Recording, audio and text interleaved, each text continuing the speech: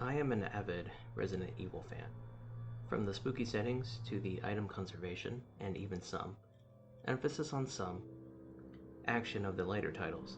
I love the series to death.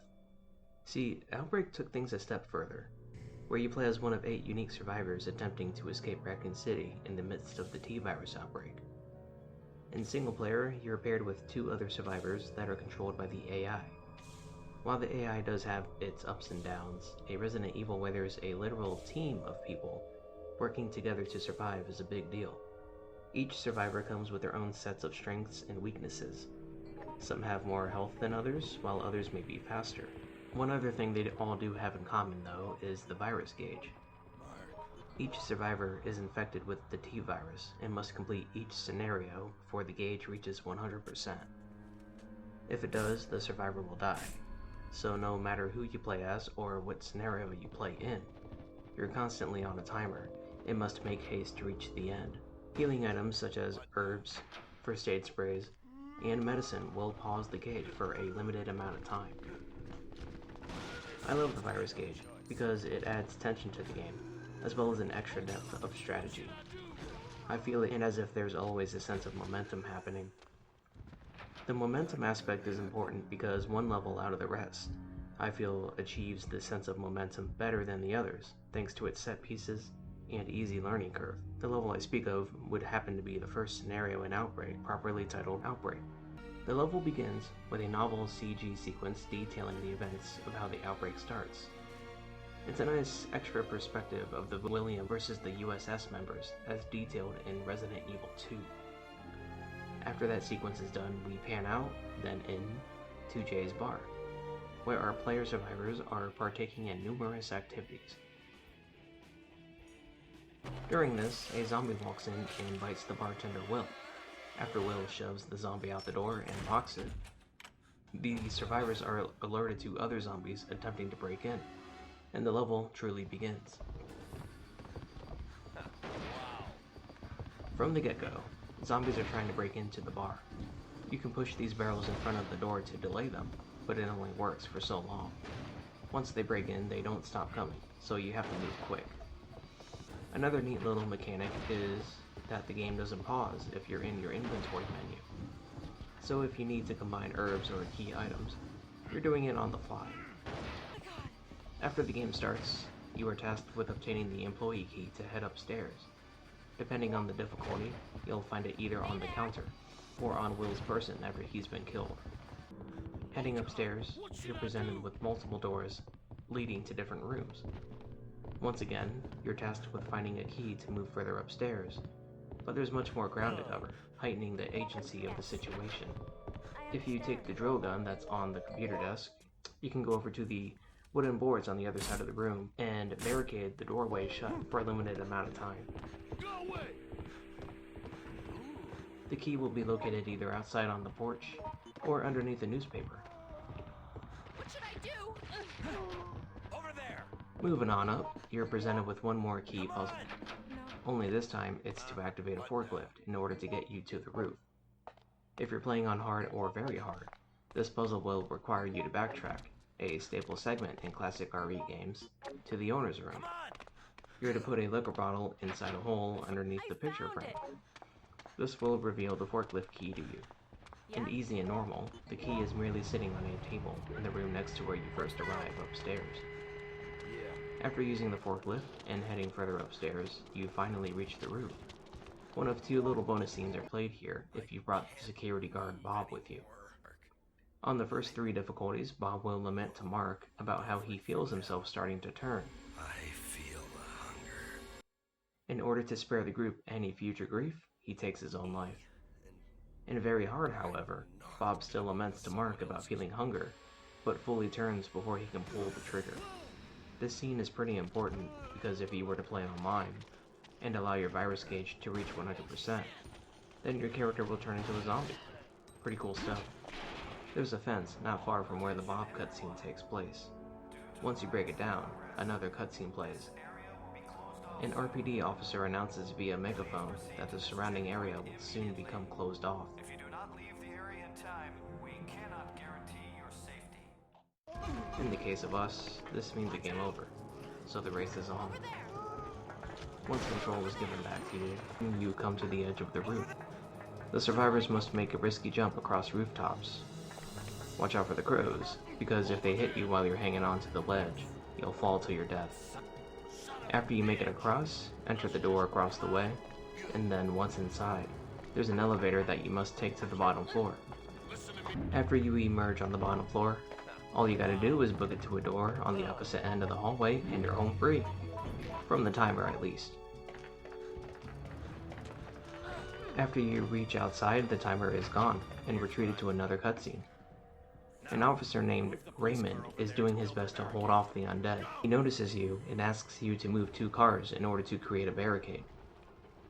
This segment can be over quickly, but here's a quick tip. In one of the trunks of the police cruisers is a fully loaded shotgun. Feel free to grab it if you want the extra firepower. Once the barricades are in place, Raymond unlocks the doors leading to a back alley, telling us that we gotta go. It's here that we're in a standoff sequence against the undead. Raymond is attempting to blow open the subsequent door with his shotgun, while we hold off the zombies. This segment doesn't last too long either, as Raymond soon manages to get the door open. Hey, listen, you should go now.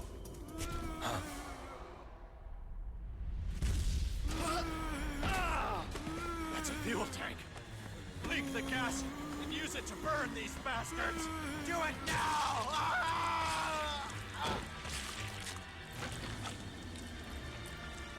There's like 3 of us standing there, we just watched it happen.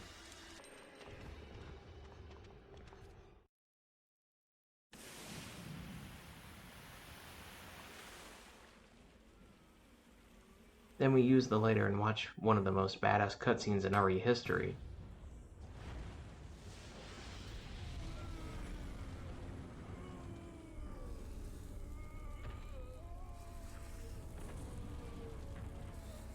It's still too early to celebrate, as the flames do eventually follow the gasoline back up to the tanker. We need to escape by jumping into the ravine below. Shortly after we do, the flames reach the tanker and it explodes. Quick side note here, but if you take too long to get into the water, then you do actually die from the explosion. It's here that we finally get our first and only reprieve. It's a nice change of pace from everything that's come before. However, as the virus meter ticks on, we have to keep moving to some degree. The next couple areas don't feature enemies, so feel free to explore to your heart's content. From the ravine, we enter the sewers, and from there, we can grab a few herbs and make our way topside. We wind up directly on the other end of the carnage caused by us a moment ago. You can even hear and see some of the fire. Neat little attention to detail. You'll also notice a sign saying Apple Inn, one of the later scenarios of the game. Making our way down the street, we come across a few other survivors, as well as another officer, Dorian. Dorian kindly escorts us via transport van through some of the back streets. Unfortunately, a numerous amount of barricades halt our escape progress, and we're told to continue on foot. We grab what provisions and equipment we can carry from the van as we head towards Main Street. We cut to another scene of hundreds, maybe thousands of undead littering Main Street shoulder to shoulder. We see 3 officers attempting to workshop a detonator in the midst of all this. Okay, it's done. Eric!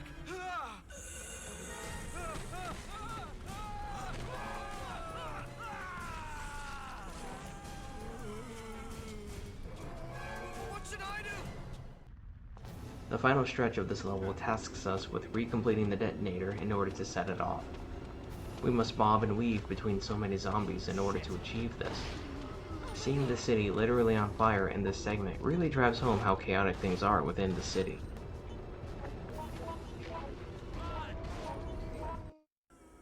This is such a cathartic sequence.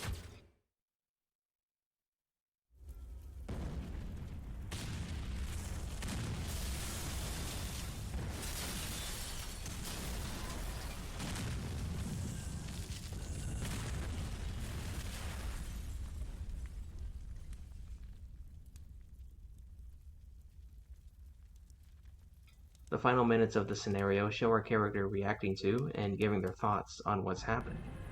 We then see a scene of the military barring entry to and from Raccoon City. Waste has been leaked throughout Raccoon City.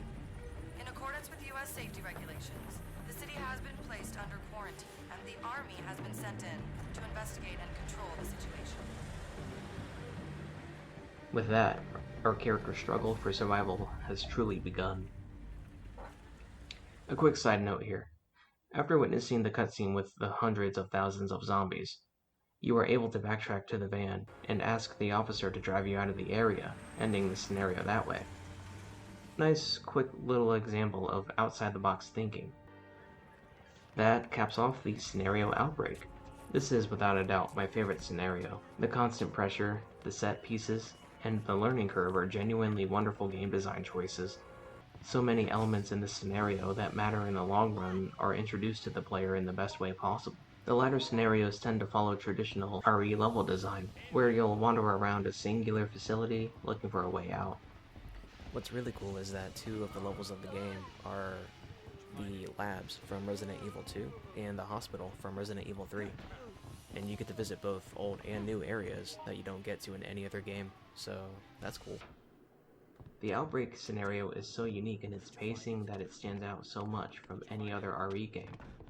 The Outbreak games themselves are extremely unique in their design as well as execution.